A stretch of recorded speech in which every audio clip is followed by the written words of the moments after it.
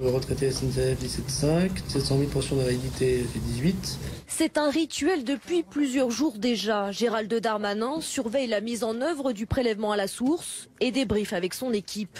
Après avoir lu la presse, vers 8 h du matin, je vois mes directeurs, en l'occurrence le directeur général des finances publiques, le patron des impôts.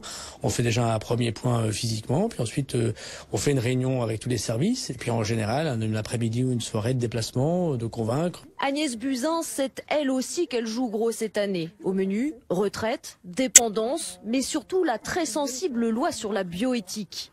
La ministre sait que le débat sera virulent, alors elle compte se servir de son expérience de médecin. Je le porterai certainement moins politiquement que d'autres dans les débats, mais ça peut m'aider à donner des exemples de vie ou de cas que j'ai eu à rencontrer dans ma vie de médecin et qui peuvent peut-être éclairer tout le monde dans les débats parlementaires. Cette année, les ministres ont conscience qu'ils marchent sur des œufs. Dans un contexte social toujours tendu, Muriel Pénicaud devra faire passer la délicate réforme de l'assurance chômage.